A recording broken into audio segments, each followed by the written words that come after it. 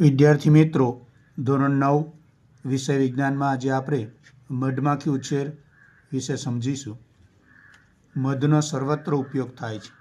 આથી મધ ઉત્પાદન માટે મધમાખી ઉછેર એક ખેતી સંલગ્ન ઉદ્યોગ બની ગયો છે.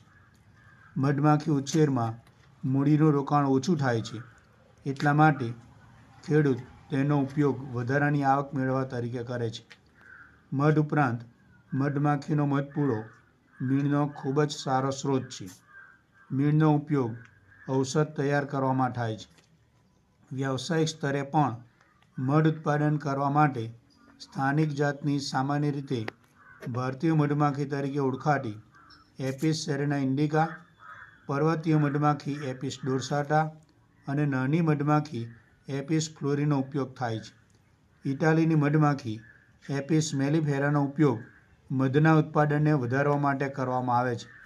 આથી વ્યાવસાયિક મધ ઉત્પાદનમાં આ મધમાખીનો સામાન્યતઃ ઉપયોગ કરવામાં આવે છે.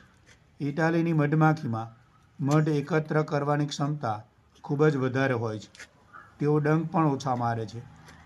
તે તેઓના નિર્ધારિત મધપૂડામાં ઘણા સમય સુધી રહે છે અને પ્રજનન વધુ પ્રમાણમાં કરે છે.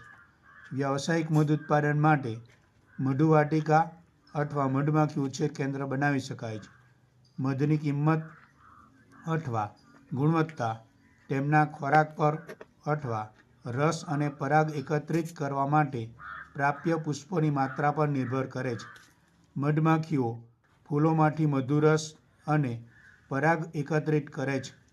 તેઓના ખોરાકની પર્યાપ્ત માત્રા અને પુષ્પોની જાતો પણ મધના સ્વાદને નિર્ધારિત કરે છે.